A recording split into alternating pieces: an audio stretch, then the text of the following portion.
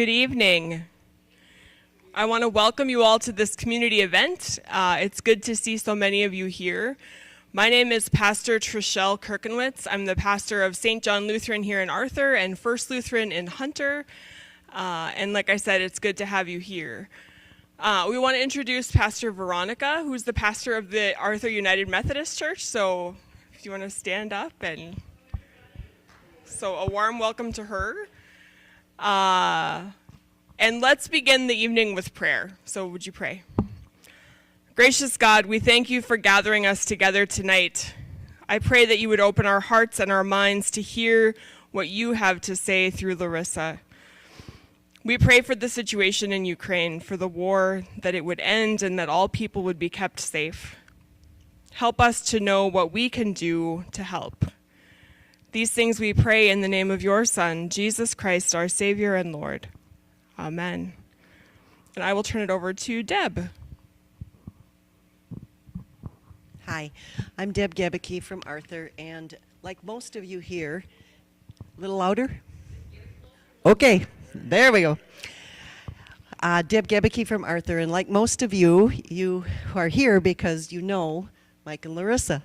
And if you don't know them well, I hope you are here because you care about what's happening in the Ukraine.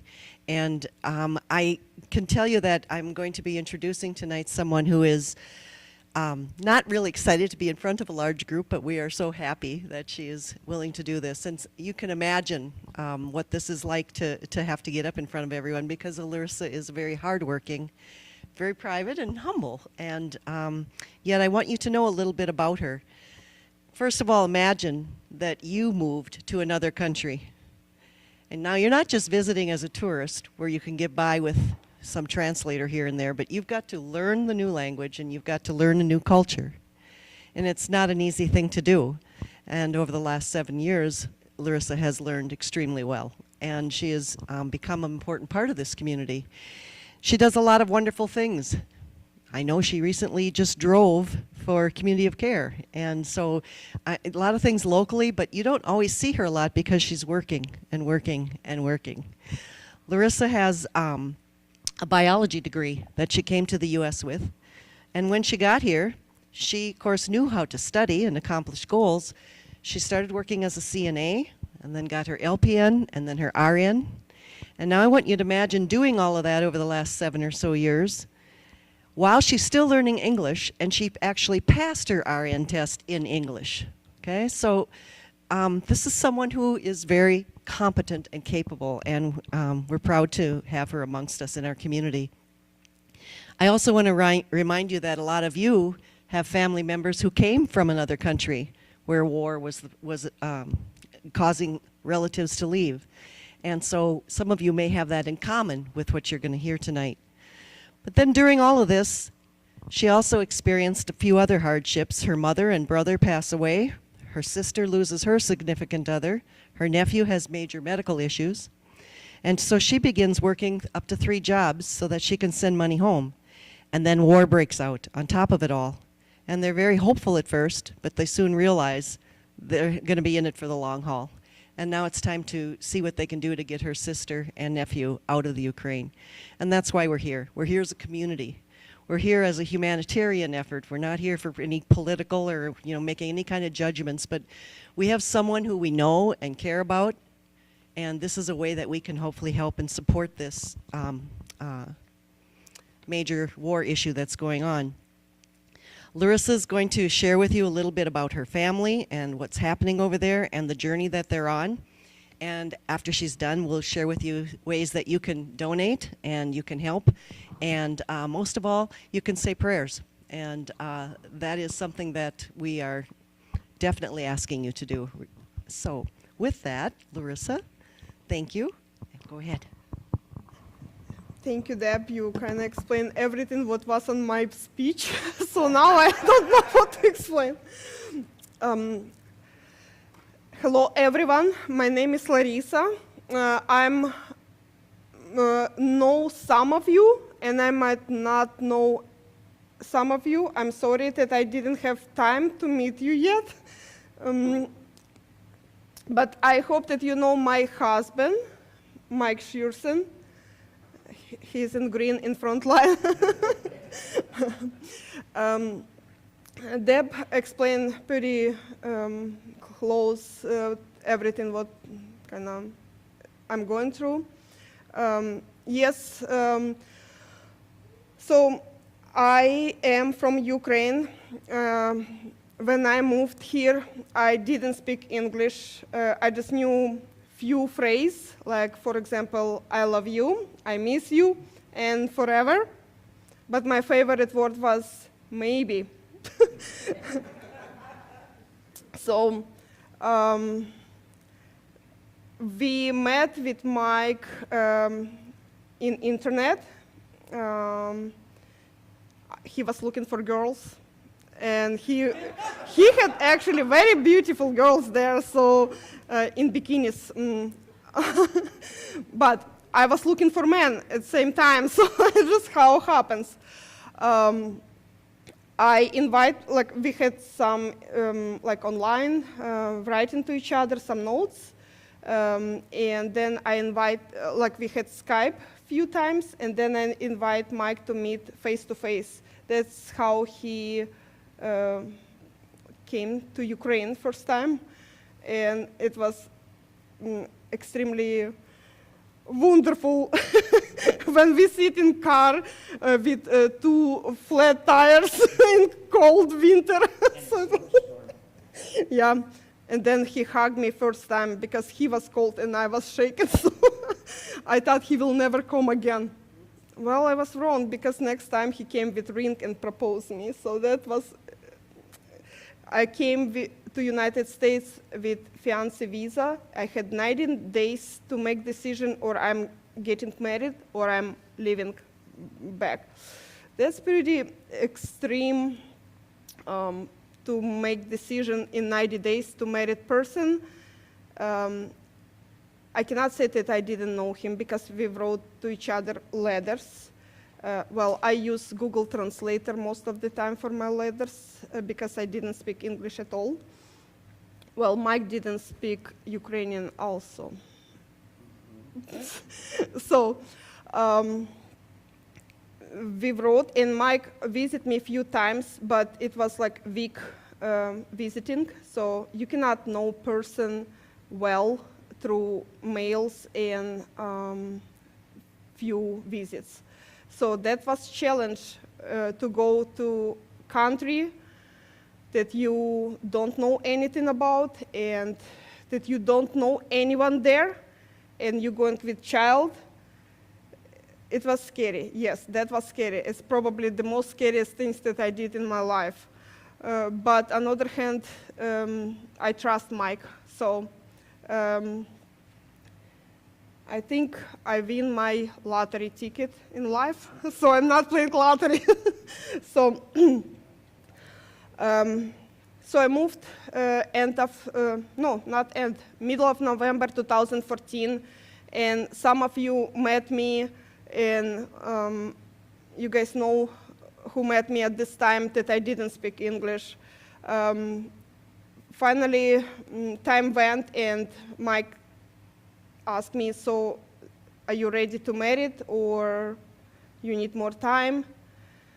Well, I thought, and I said, no, I think I will marry you. So after that, we set up everything. He tried to take me to Las Vegas, right? Yeah. But I said, no, is your family will go to Las Vegas? He said, no. Like, no, then I want your family on wedding. So we had not big wedding, but we had a lot. After wedding was, it's like nothing. Those 90 days was like nothing. After we married, everything started to change, not in better way.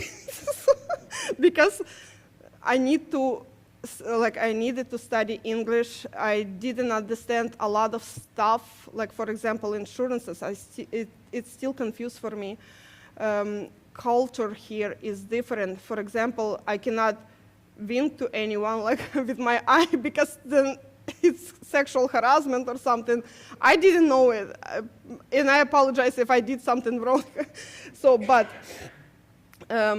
anyway, when I moved here, I didn't know what to do. That's true. I had my education. I had a lot of experience in my country as teacher of biology.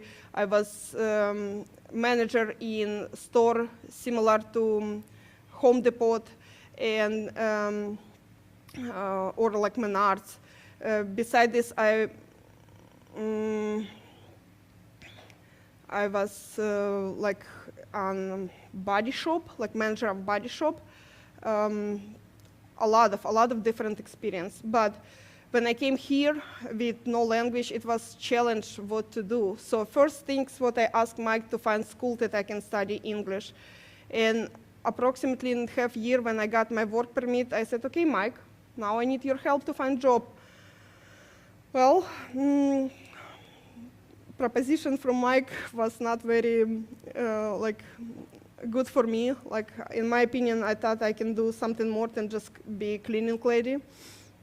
And I decided to drive school bus, which is actually also unusual for our country because buses in our is way different what in this country. And when I called to my sister and I said, I found job, I will be bus driver, school bus driver, it was a minute of quietness. And then she said, maybe you should look more for job. So also my sister, when she heard about this, she said also, Larissa, you will not like it. It's like, it's cold in the bus in winter time. Well, I said, why everyone trying to decide for me what I will like or not? So I passed 4 tests in English language to get CDL driver license, and in 2 weeks I passed my driving test on school bus. I never saw school bus before in my life before I moved to United States. I was driving regular school roads, and I like this job. Why? First, I communicate with children because I love children. And secondly, I had enough time to go to school and continue education of English language. A little bit later, like approximately a year later, I decided I want to continue education, but I don't know what exactly. And it just happens that few people who didn't know each other, it's kind of like in a week of time, said, you will be a good nurse. I'm like, why do you think that I will be a good nurse? Because you're caring, like you caring person, you care about everything, you will be good. So I decided to go to nursing school. If anyone before I started this school will say it's very tough to go through and you will not sleep or something like that, I will say, okay, thank you, I'm done. But nobody warned me, so I just went to school. I failed, I tried to combine, well, first I got CNA license because to be a nursing program, you're supposed to have a CNA license. When I got CNA, I like, well, I should start working on CNA because I need to see nursing field from inside. So, and it's hard and tough job, but it's so rewarded, I think, because those residents, I work in nursing home, event nursing home, so those residents become me kind of like family, you know, like, and like, I hate when people come into nursing just because they want money. It's not worth it, and I just try to stay away from people like that, and I try to correct. If I see something like that, I try to correct. Well, I met some not friendly people to me, but I don't care about this. So when I try to maintain full-time job, and beside this full-time studying in school. After I got LPN, it just happens that I was lucky to get to another college and get my RN. So a few years, thanks Mike, he was supportive. I was able to study the day and nights and get through school and pass 2 times NCLEX because first it was LPN and then RN. And with RN, I had exam 5 hours. I thought I will died there, but I passed it from first time, both exams. So it's exciting. I have plans to continue. I actually started in University of Mary, but because it was just too much, everything on my plate at this moment, I took pause and I said, if needed, I will reapply. I didn't expect that war will start in Ukraine and my education will go on back plans for right now. So at this moment, I continue driving school bus, motor coach bus. I just quit from Eventide, just to it. I just quit. It's first job that I quit in United States. And I'm full-time job ran at Sanford on medical surgical trauma unit. And I enjoy being nurse. I enjoy to take care of people. I think I'm luckiest person that I heard those notes from people around me that I will be good nurse. Usually I'm working at nights, so I'm sleeping in daytimes, so when nobody at home, and then I'm working at nights and my husband almost don't see me. I think he likes it. Well, I'm sorry that I'm taking too much time from you guys. I'm just trying to kind of show who I am because I feel a little bit embarrassed and how to say, it's not right that I'm living in this small, great town and I love this town with all my heart. And I'm sorry that people don't know me, but it's just busyness. Sorry, but life here is busy. And beside this, through all these years, I'm trying to support my family there. Every month I'm sending money, and Mike helps me with it. And I appreciate that Mike never asks how much money I'm sending. So life in Ukraine is, I would say, Ukraine is a great country, beautiful country, and I miss it every day. But life in Ukraine not easy. I grew up in big family, but poor family. It was 5 children and 2 parents who were just regular worker. I knew that everything would, if I want something, I need to work hard to get it. So not everyone can live good life in Ukraine. Why? Because economically it's not very good situation there. Prices are high, but income of people not very good. So I try to help my family how I can and support them as I can.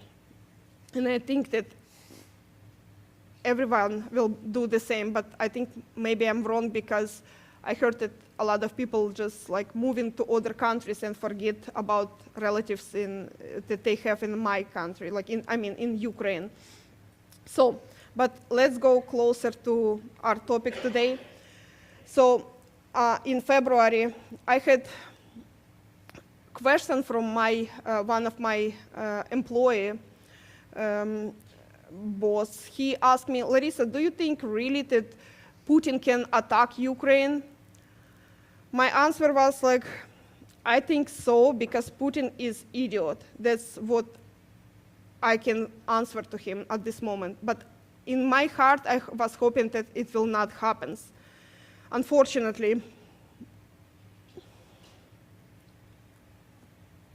sorry.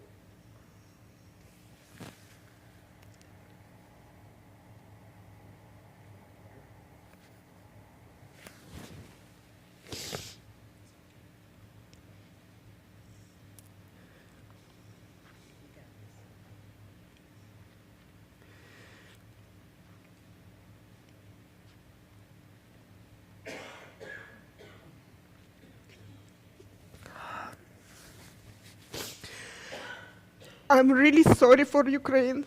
We we not deserve this, what we're going through. Those children should live and not die like it happens right now. I have some friends who is fighting right now in front lines, and I'm staying in touch with them. I'm asking or I can help at somehow, at least send money or something. I'm staying in touch with some people who volunteer and helping to buy helmets and life jackets, and right now they're working on buying cars, big cars with like cooler, like refrigerators to bring bodies from front lines that family can bury people like soldiers who died.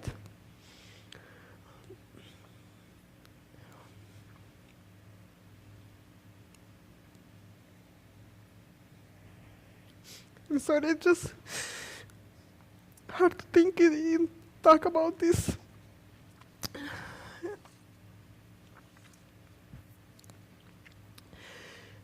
Since war started, I was looking all news and every my free time and try to figure out what's going on, and a lot of people left our country.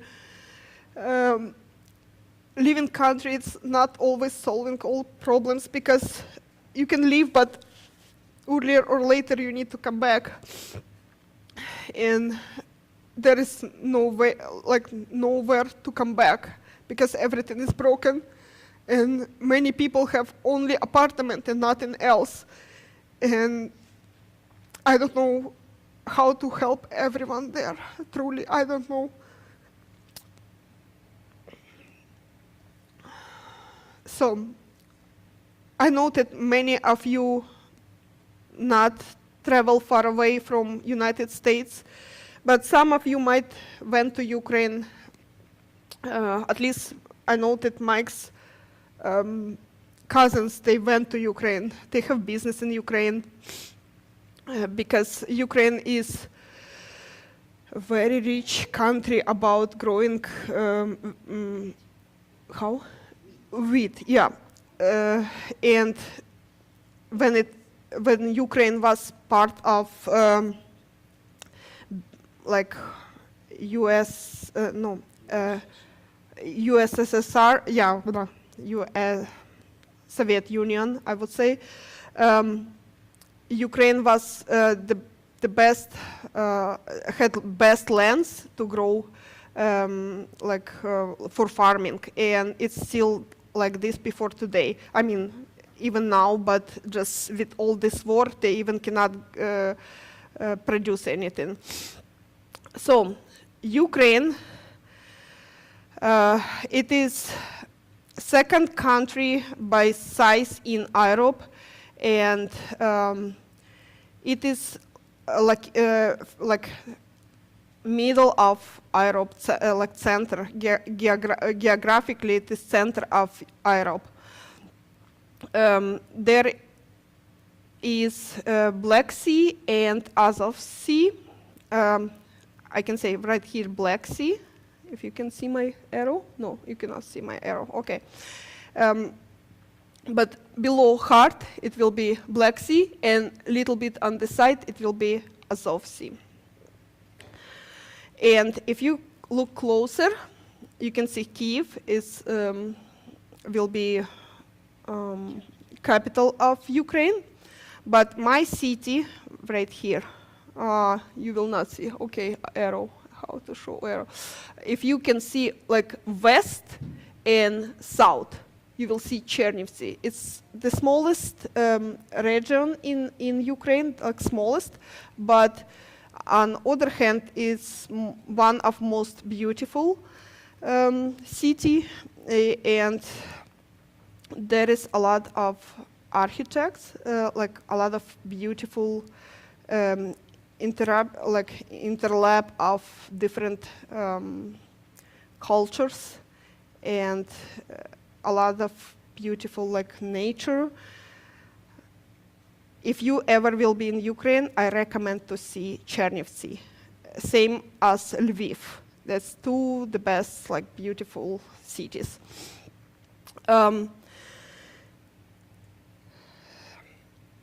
So let's go for next.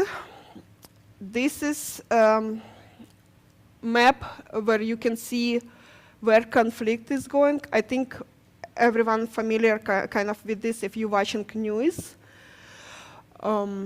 It started in Kyiv, like on the top, but then, on February it started. But first of all, war not started just in one day.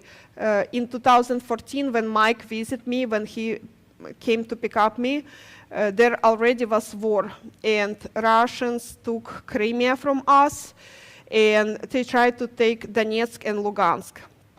They tried to separate on pieces, but it's not happens because there was war, and all these 7 years war continue, people dying, but it was not official war.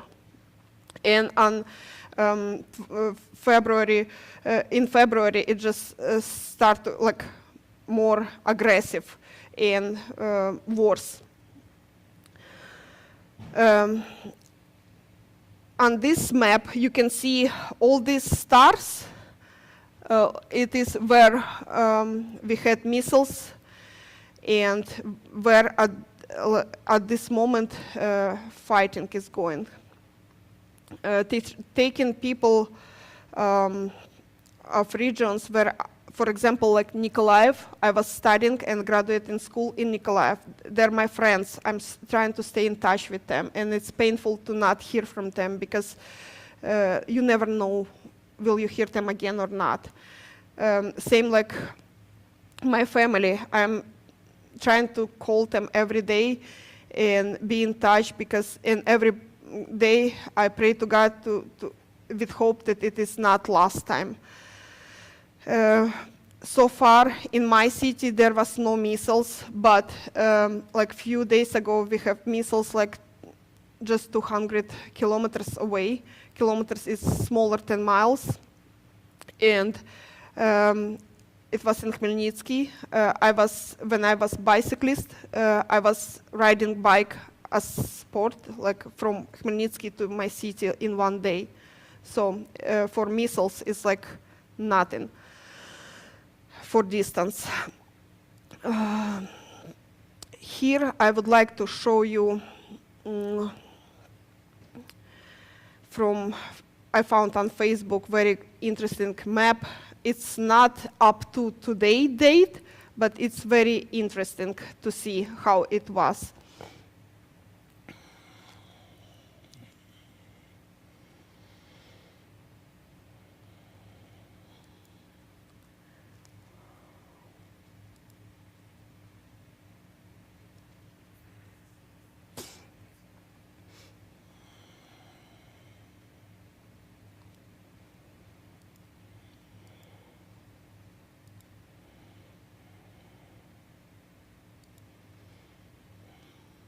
Oh, you cannot see it. Oh, it's terrible. Hold on.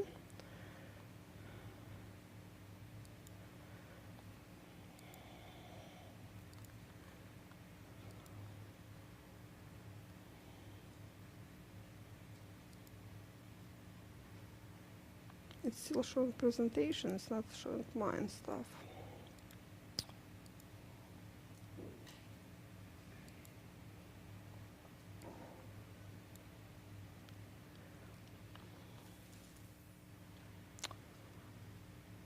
Okay, Jeremy, I probably need your help. I don't know why it's not showing.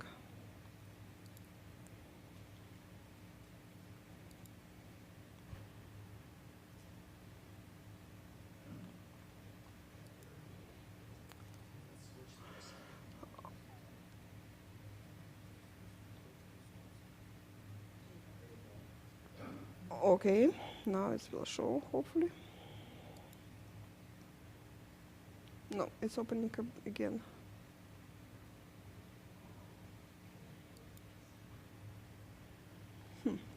Okay, maybe I will not show. Too bad. maybe at the end I will just turn on when I'm done with my presentation. So let's continue, because I took too much time anyway from you guys. I'm sorry for it. So here is another video where I try to show my city, and I do not think that it will show also. No, it's not showing. Okay, also later. Well, we will look on pictures. I'm glad that I put some pictures in it. How about that? That is churches in our country, and those pictures made my husband when he visited me in different time, in winter time and summertime. So this was monastery, right? I said correct? Monastery.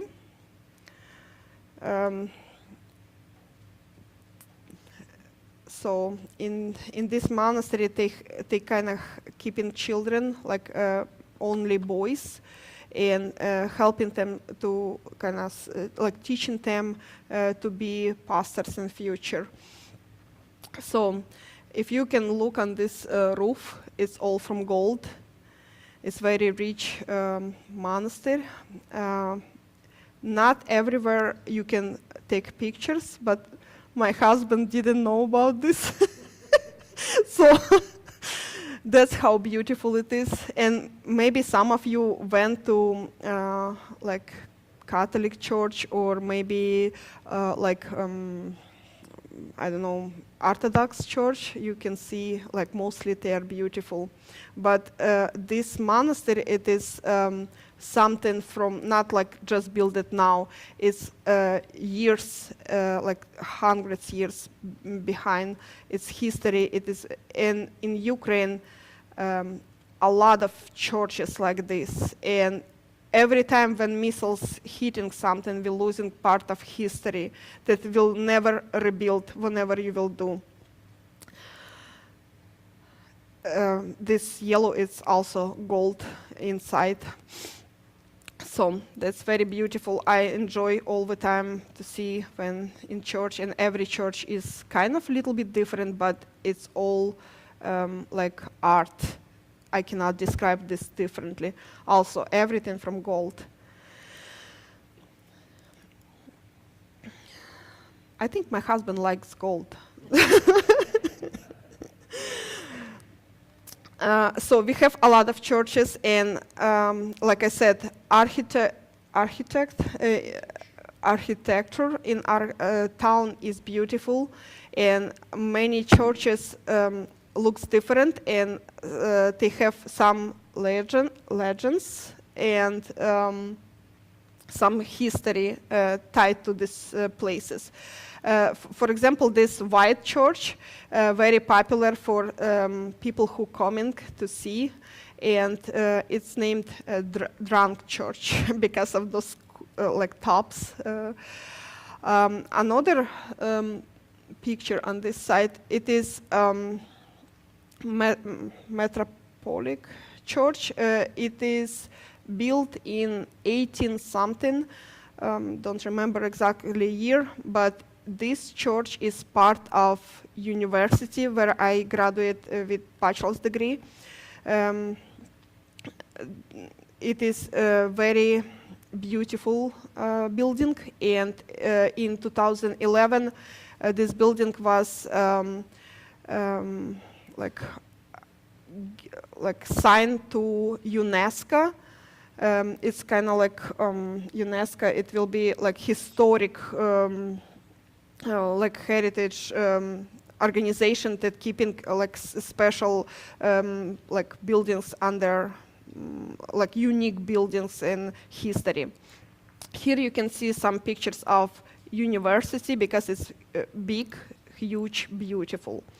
It has a nice garden, like on the back of university, and in video that I try to show, there is view from kind of from the top that you can see more how it's look like. This is from inside.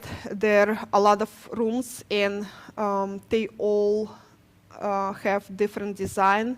Some like from mramor, and sound there very, very unusual.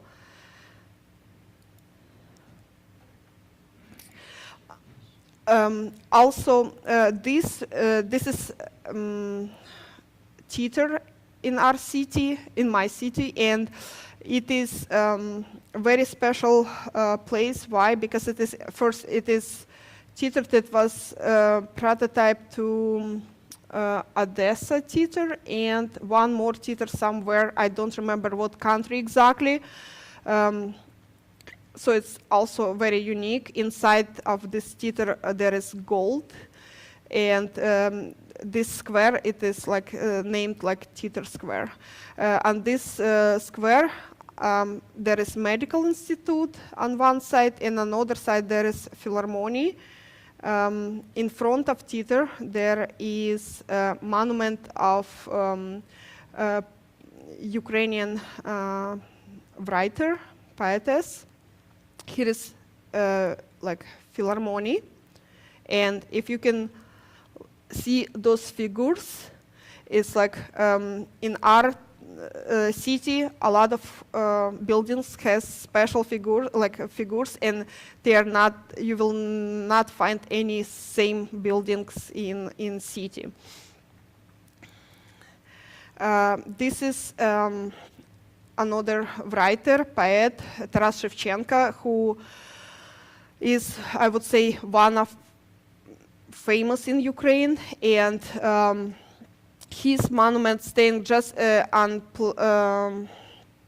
square of city square, just in front of city hall.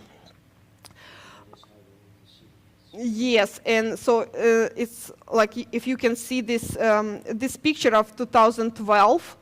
And if you can see that 1408, it is when first like writing notes about my city was found.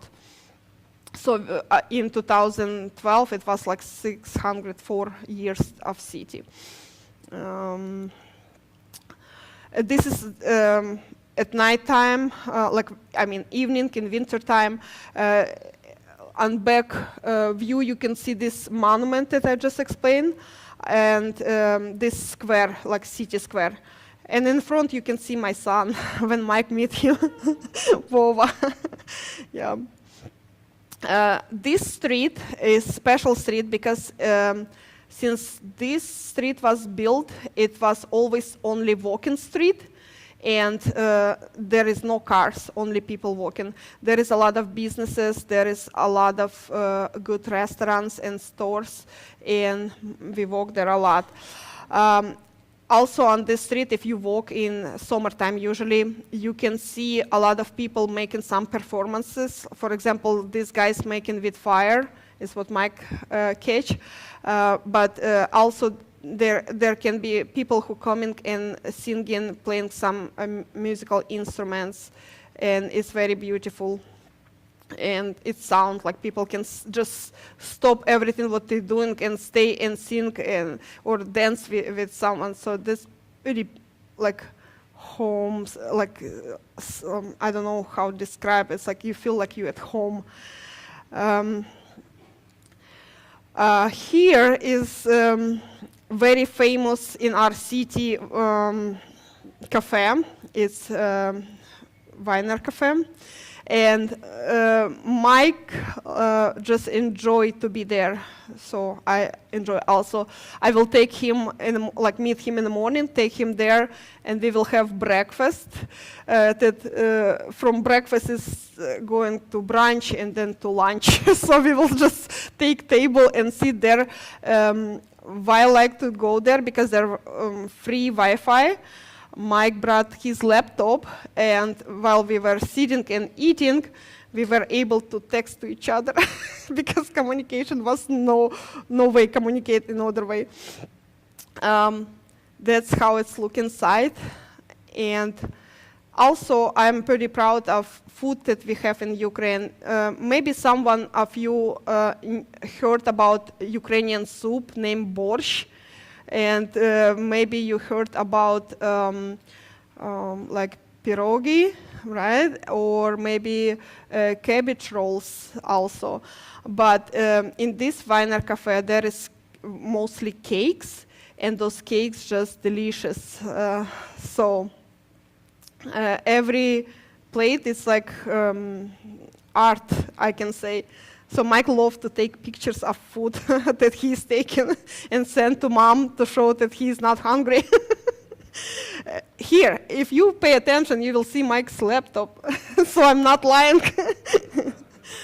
As I mentioned before, we have very beautiful nature in my country, and why I would say that it's beautiful, because Ukraine, if you remember on map, there is Carpathian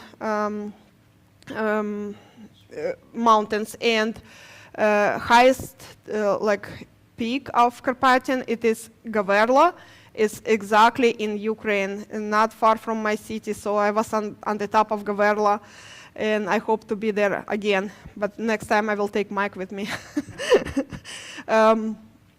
When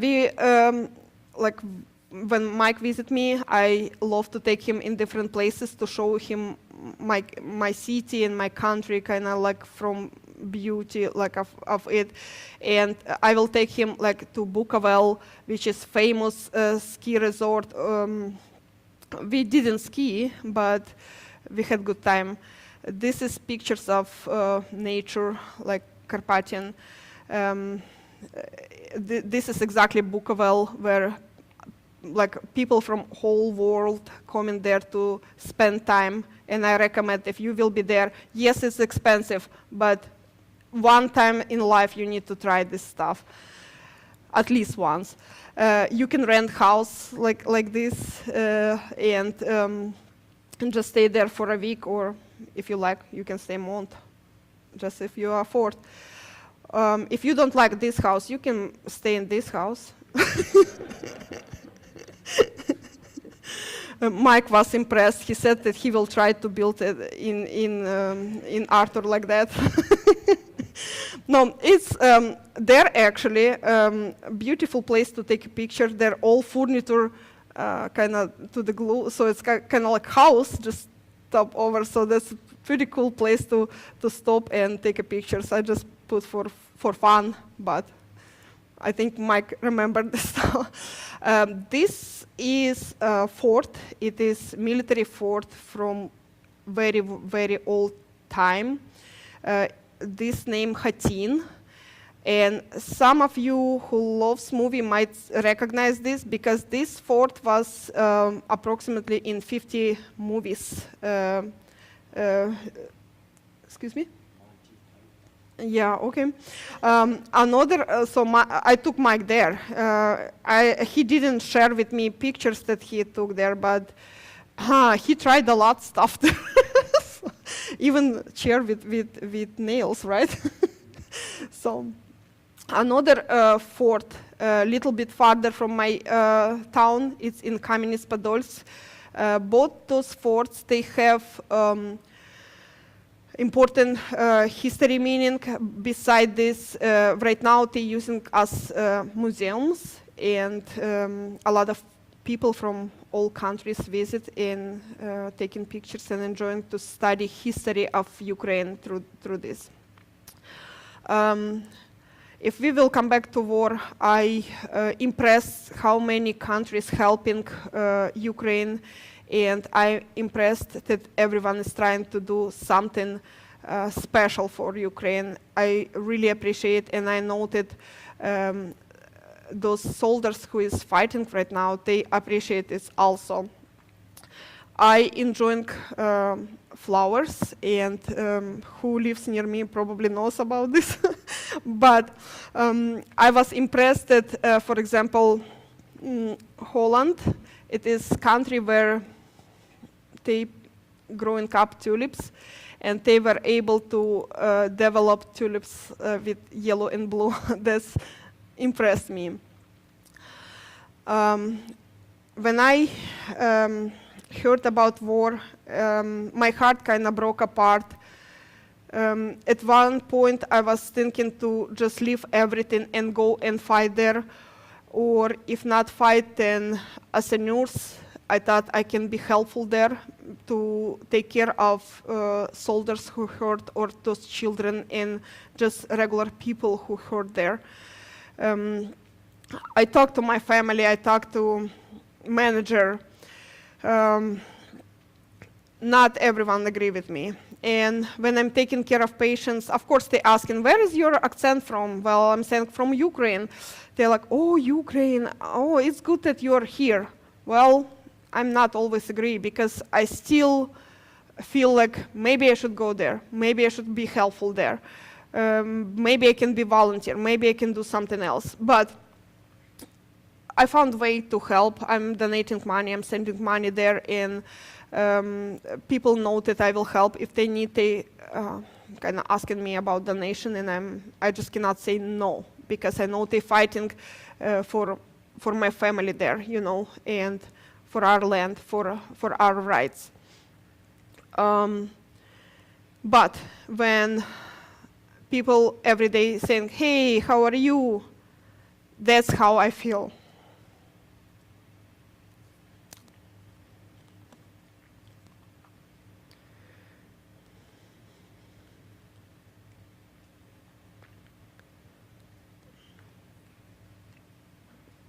I usually love to joke, and at work, if somebody, hey, Larissa, how are you? I'm like, I'm good, I'm still alive.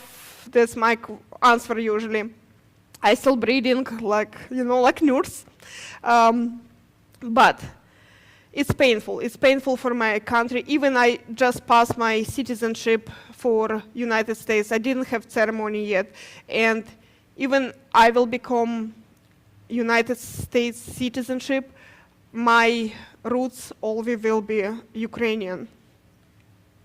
And most of my life was there.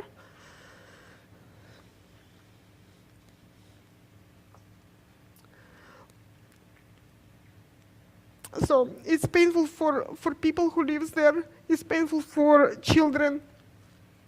Also, it's painful because of my family there.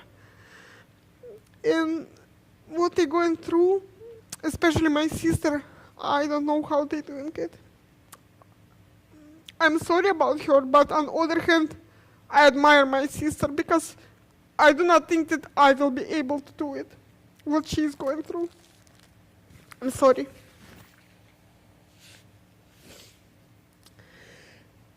Here is, I would say, the most important picture for me, because this is my family, and I know it's old picture, it's black and white picture, but it's only picture where all my family together and only my family.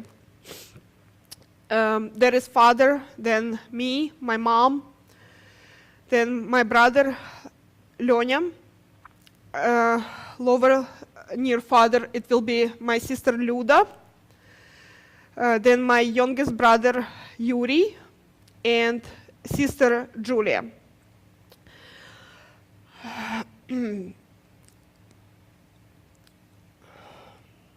My sister Ludmila, who is near father, she was 20 when she was killed by some maniac or idiot. I don't know how to explain, but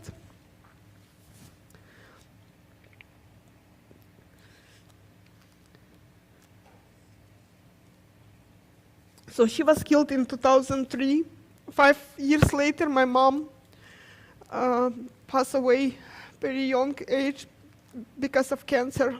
I think this all stress that she went through to lose child, like, not affect very good. Since mom passed away, as I was oldest in family, I mean, I am oldest, I took over care of my brothers and sister, and of course my father. We become more like staying in touch to each other and taking care of each other more. When mom passed away, last what she asked me to take care of Lyonya because he was sick and I didn't know about this. I went through a lot of doctors with him and everything, but unfortunately, disease took, it was powerful and it took over. So my brother Lyonya, who is on the middle between sisters, he passed away 5 years ago, and I was not able to make to his funeral because my tickets was kind of later. So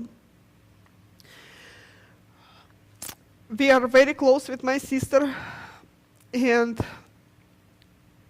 we especially become closer when she lost her significant other. She was really in love, and I will show you pictures a little bit later. She just was shining near him. I never saw her so happy, probably in whole life. It's also very old pictures, but this is near house where I grew up. It's small house in village, but it's close to my heart. Same like Mike love his house because it's family house. That's our family house.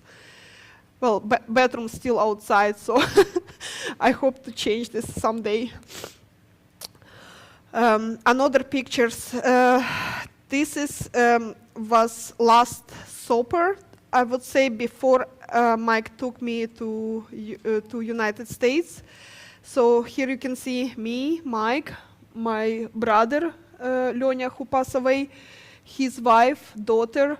Then over there in white short girl, it is his stepdaughter. Then my sister. Here is my brother, his wife, and his oldest daughter. They have a boy right now who is 1 year old.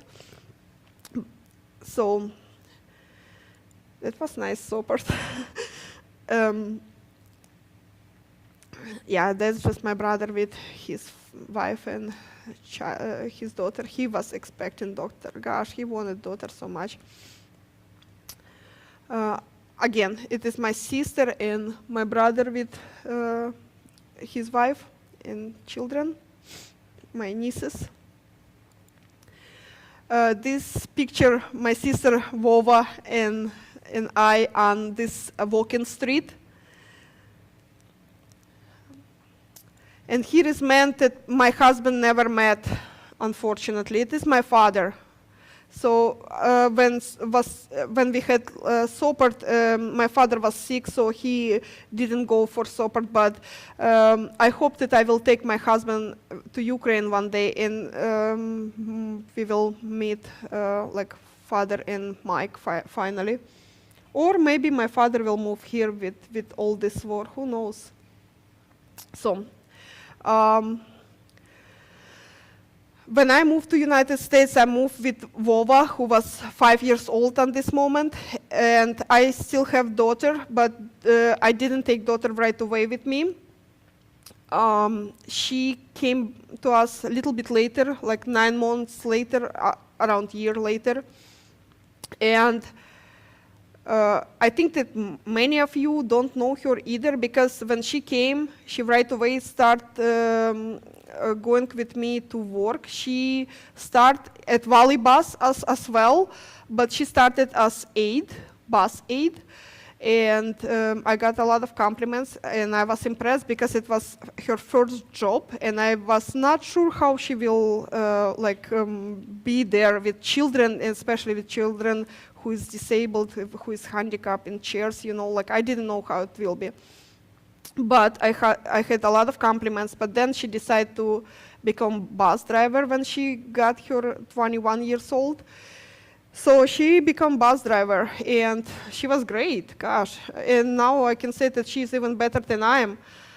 Besides to become just bus driver, she's also driving motor coach, and she was hired by Valley Bus to be motor coach department manager assistant. So manager and her, they're running motor coaches department, just 2 people, and it's a great job for her, I think.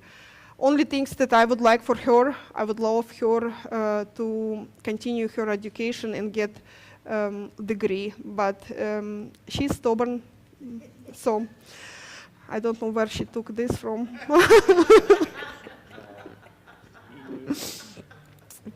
That's my daughter, and her boyfriend, I don't know how you guys here count. They're not married officially, but they're living together, and they're a great couple. Jordan used to be married before, and it is his daughter, but I love her as my granddaughter. She's sweet. And Maria born baby, so I am grandma already 3rd year. I enjoy to have grandchildren, and I'm spoiling them as I can. So I hope they will born more, because it's only promises and promises so far. On this picture, you can see how my husband loves girls. They're just my sister and me. And on picture below, my daughter Maria, sister, and this is her significant other who passed away, Sergey. And here is interesting picture why I decided to put this picture. This picture was last picture that we did in Ukraine before we left, like it's in Lviv airport that actually was bombed by Russians. So I'm not sure, or there is still like on this picture. So this is in school. Vova had Christmas, I think, and just my very handsome husband. So this is my daughter again and her family.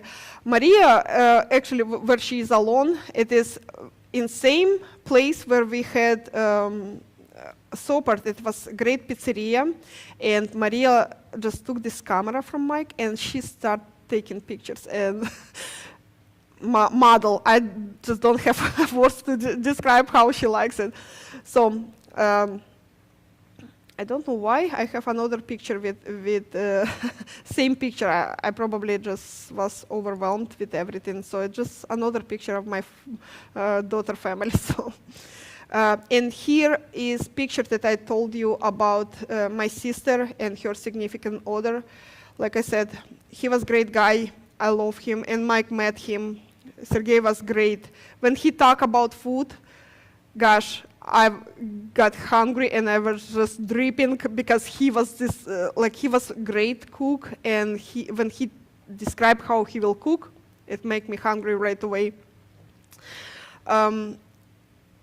Unfortunately, doctors made mistake and didn't provide care that he needed. Person who never was sick died from just pulmonary embolism because they didn't give heparin when needed.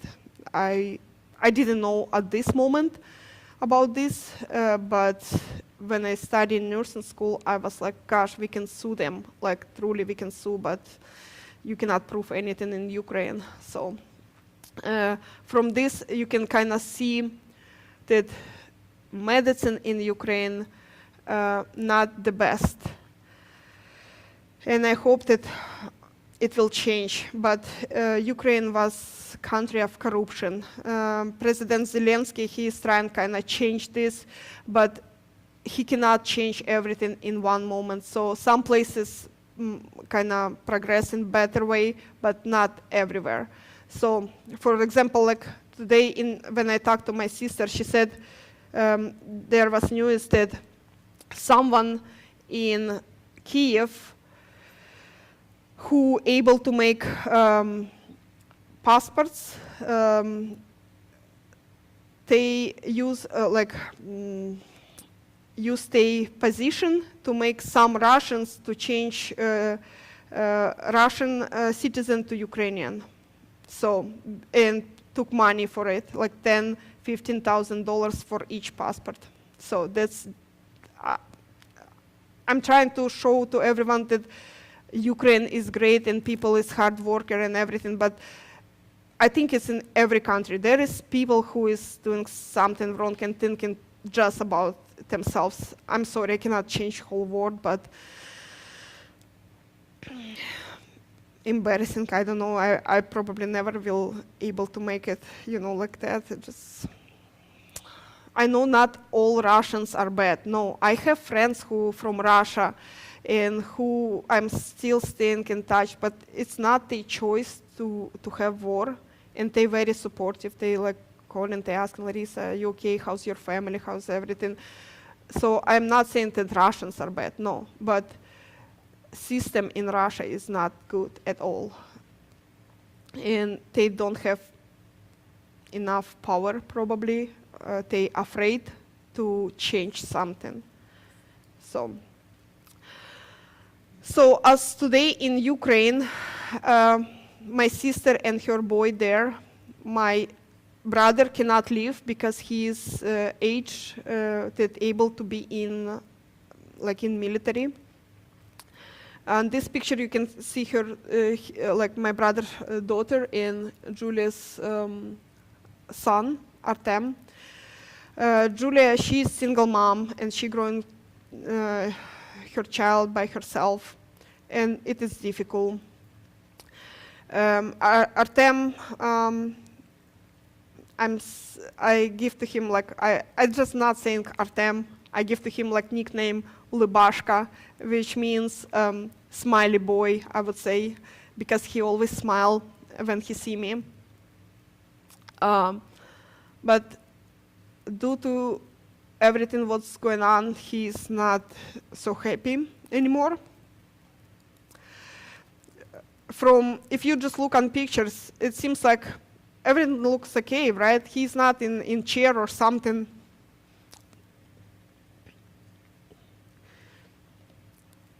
And they love to spend time outside and play games, and Julia used to be bicyclist, same as I was, and they riding a bike when it's good weather and when they have time. But on the other hand, he's handsome boy, and you see the smile, I love his smile. It was some period when he born, I was there. And then 2 years later, when I come back to Ukraine, I was worried how he will see me, how will he recognize me or not, because I know him, but is he will know me? So I started from, when I came, he was in hospital and he was sleeping. And I came and I started kiss him from top of his legs and went to the top and kiss him in the neck, and he started smile, not even open his eyes. And then when he opened eyes, he's like, up. And kind of confused view, and then he's and Julia look from behind me, and he's smile again. So it was funny how he didn't recognize, but he very attached to me since there, and I just love him. I love to spend time with him. I'm taking him for walk and spending money on him. I never go in there with no clothes or something like that for him. I always with, not for myself, but for them, that he looks nice and that he have everything what he needs. But not everything was so great, and it is not so great like it's look on pictures.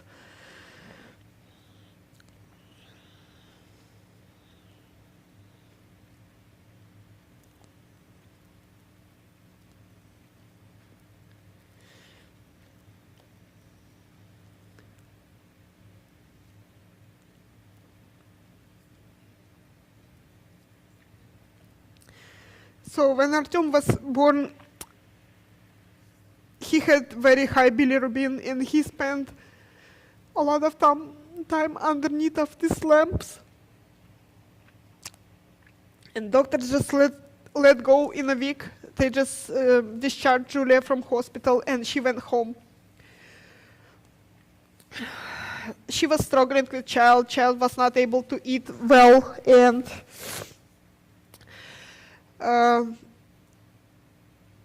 I tried to help her, but I cannot do everything. I didn't know everything. I was not nurse at this moment. Child was just jaundice, and you can see in these pictures.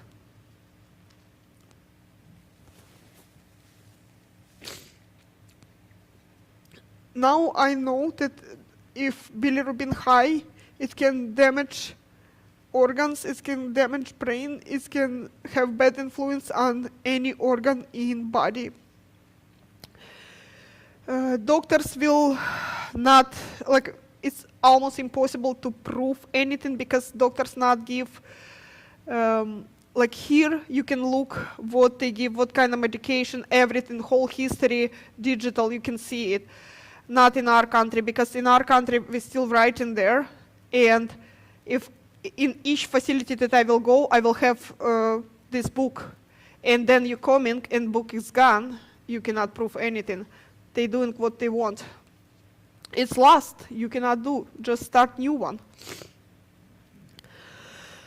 Child was often in hospital, and it is scary to see if you like pay attention to this picture. He has IVs in his hands all the time, and he went through 2 surgeries that were unsuccessful. Surgeries was on, I don't know how to explain, it is urine channel, not fully formed, and they tried to form, but it was unsuccessful. Nobody in Ukraine able to make it, and they recommend us to search some help outside of country. So it's like hospitals in Ukraine, if you see, it is not like in here hospitals. It's not adapted for children, it's just regular bed, and it's very old type of beds. Nobody sponsor it, nobody is taking care of it. It's like just terrible. There is no money for it, period.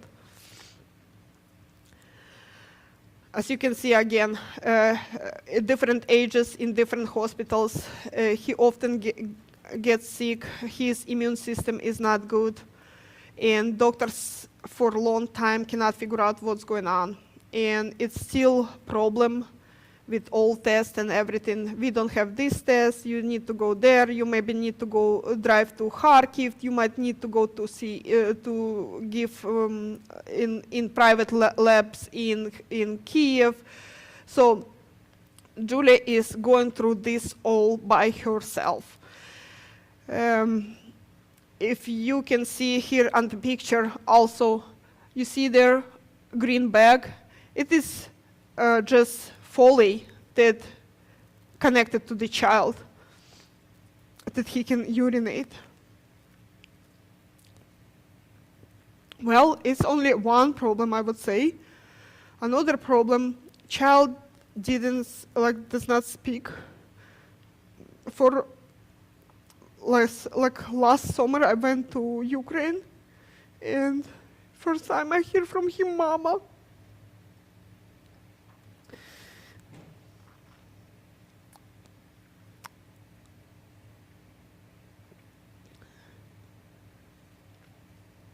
Doctors cannot figure out what's going on, why he's not talking.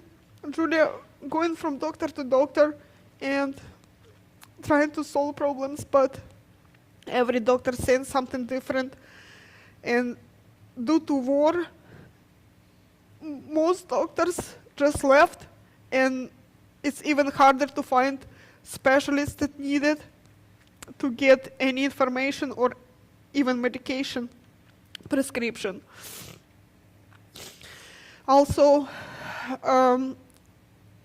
when Julia went through neuropathology, they found that child going through some episodes of epilepsy, and now they going to regular basis to see doctors and through a lot of tests. And if you see on their closer picture, they wearing like hat and checking how his brain working, what is waves there. Also, Julia going through a lot of rehabilitation with child to make him walk and not fall, to make his muscles better, like some needle massages and water, swim pools and everything. Sometimes it's working, sometimes it's not. Also, they change medication all the time and trying to find what works best.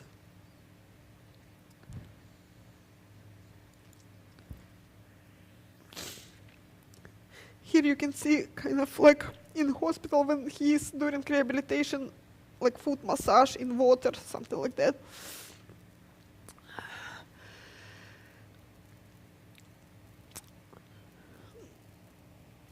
He had some progress and he was able to say one sentences for all what I heard so far.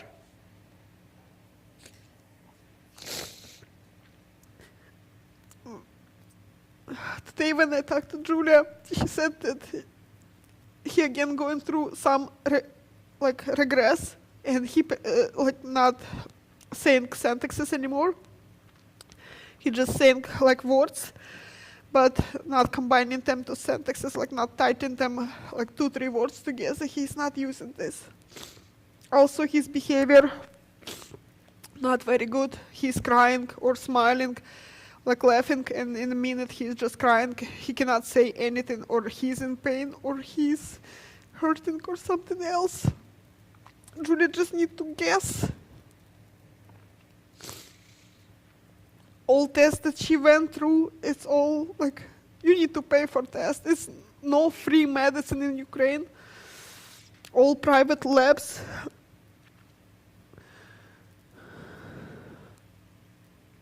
Besides this, doctors, one doctor may say, okay, I need this and this test. She will go make this test, go to doctor is gone.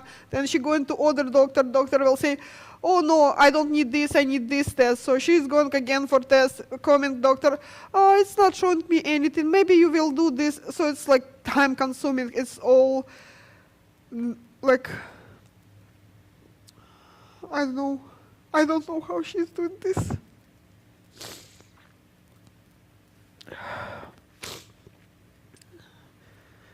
I'm sorry about her, but I don't want, guys, that you feel sorry for her. She's very strong. I don't know how I will be. I just admire her. I know she needs help, and I know that she needs, change her life, because it is unhealthy for her first to go through everything what she's going. This is a recent picture. It just something pop up on his eye, and inflammation, and she again in hospital going to see doctor. On his arm, another picture, all the time when they taking blood, he has some inflammation after each shot, allergy. I don't know, it's not even allergy. To say that it's infection, it's not infection. Every time when needle, when they taking blood, all the time something's going on wrong. So also he has kind of, I don't know how to explain this, but some noises can drive him nuts, I would say. For example, if she trying to use microwave, sometimes he will just come and turn off because it's bothering him. Or if she trying to vacuum, he can come and turn off and because it's bothering him. So I try to explain you what she's going through, and I appreciate that you guys invite us and that you spend your time to listen to me, to listen my story, and to listen about my family. I appreciate that you consider to donate to help my family. I don't have enough words to say thank you to you guys. I hope that I will be able not just bring her here from war, because it is hard to find help. The child is needed, but I hope to change her life. At this moment, I was expecting kind of from United States that they will give, like they mention about refugee, and I was looking forward for this program, You for You, like Uniting for Ukraine, but it's not so sweet like Biden said, unfortunately. And in some point I understand, on the other hand I don't. But Uniting for Ukraine, they won't sponsor. So if, for example, I can be sponsor for my sister, I need to pay everything. I need to provide her where she will stay. I need to provide food, health insurance. I need to provide her every needs that she needed and her child. On the other hand, she can apply for work permit if she will be here and kind of start working. But if we will look in future, this program does not give status, for example, like refugee status or TPS status or something like this. It's just humanitarian parole, and with this parole, in 2 years, they will need to leave. It is not what I want for my sister, because it will be just breaking her life and giving her hope, and then take this hope away. Because even if war will stop right now in Ukraine, it will take years to rebuild, at least to this point where we are right now. Like, I mean, how it was before war started.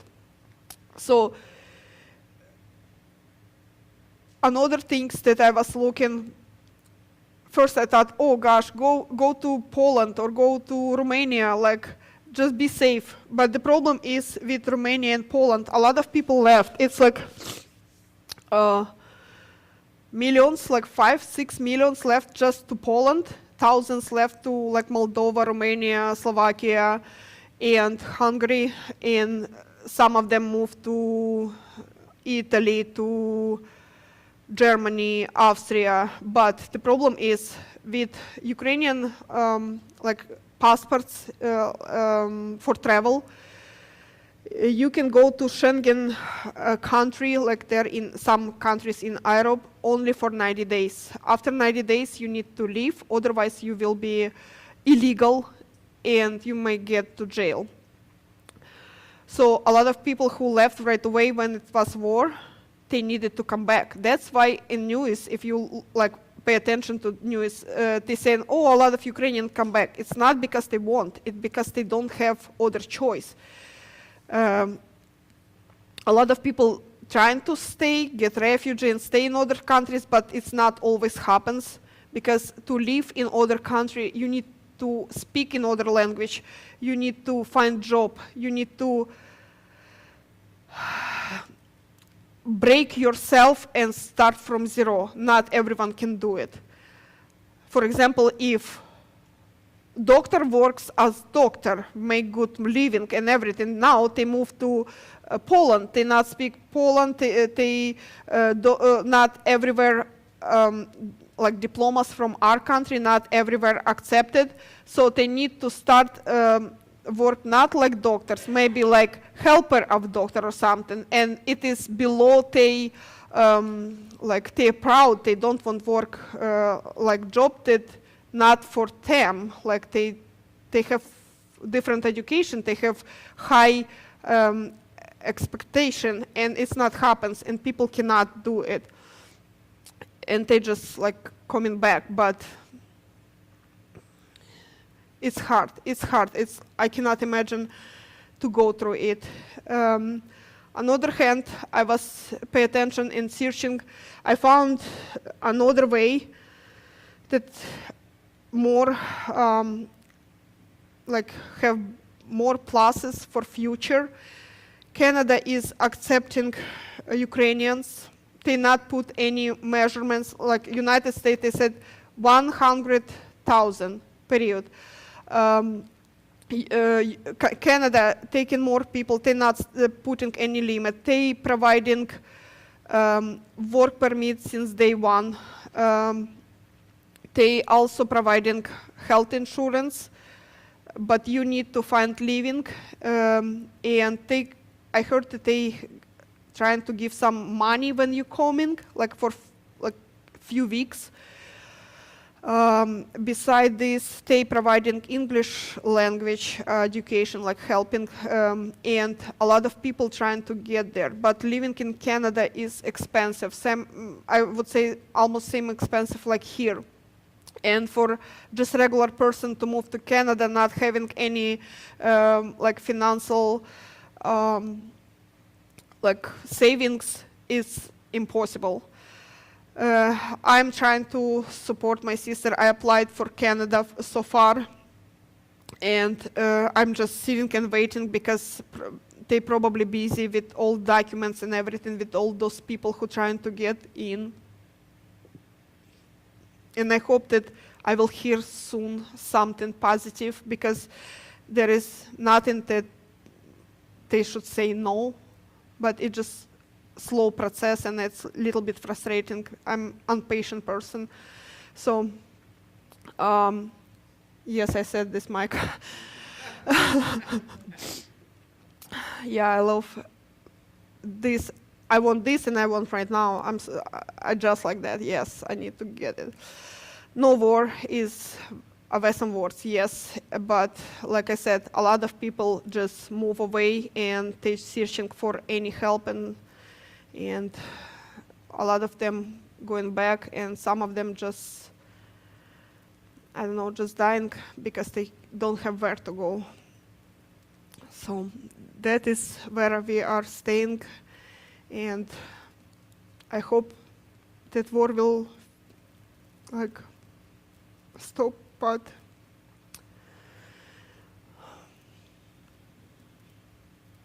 just hard to think about this. See all these pictures with broken houses and dead people and everything. I'm sorry that I took a lot of time, and that is kind of my presentation. And again, I thank you very much for your time. I thank you for your patience to listen to me. I was really shy and nervous to speak because I never speak in English language in front of people like this auditorium. I had one speech class, but because of COVID it was online, so I just talked to camera. So I'm sorry if my English language not perfect. I'm continue to study. I hope one day I will speak like professor. So, and thank you very much for listening to me. And again, I appreciate everything. And if you have any questions, I'm here. I'm ready to answer any question if you have. Thank you.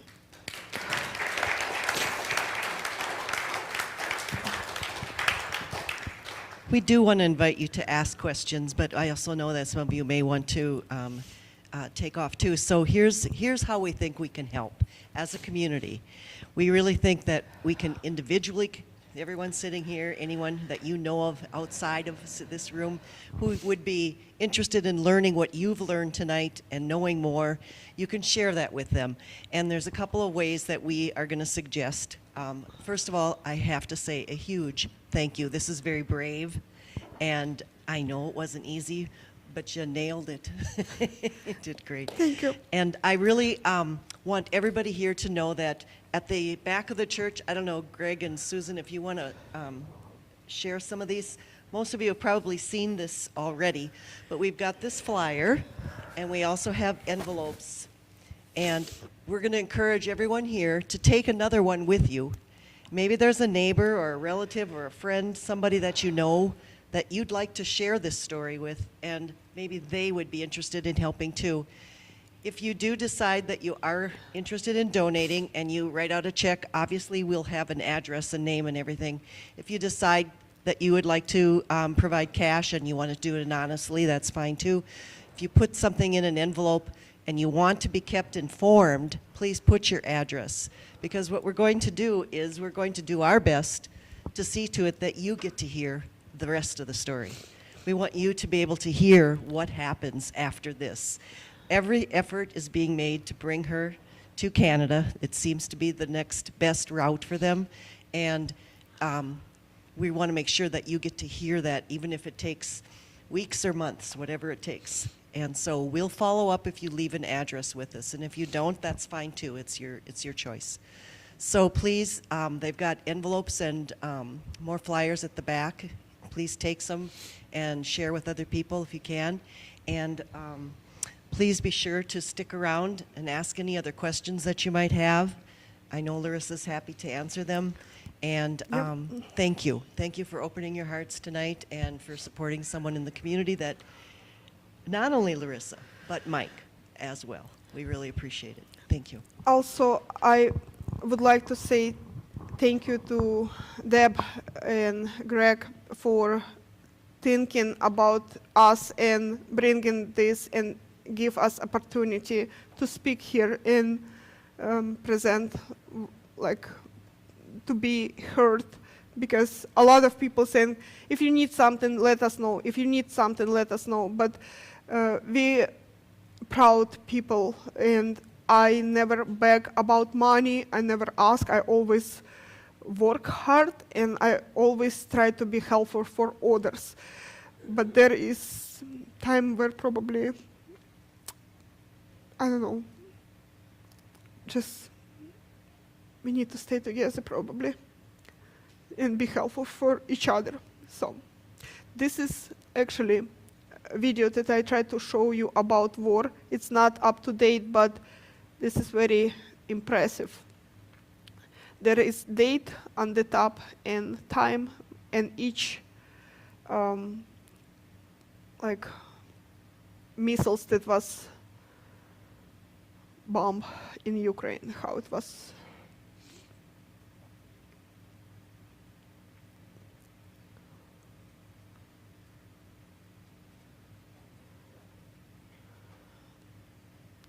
They shoot all airports, then they shoot all like important places like military or, for example, some industry. And also in Ukraine there is nuclear stations that helping like live, and everyone heard about Chernobyl. If any missile will hit one of these, it can end up very bad, not just for Ukraine, but for whole Europe and even Russia, because radiation is scary stuff. And according to all news, Russian using old missiles, and they're not always shooting in right place where they plan. That is scary. And when people asking, oh, where is your city? Is it like farther from you? Oh, my battery dying. Is it farther from war? Yes, it's farther. Is it safe? No, it is not. Why? Because missiles can just screw it, you know. So.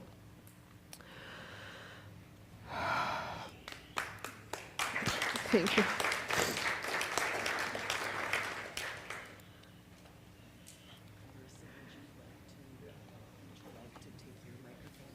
Yeah.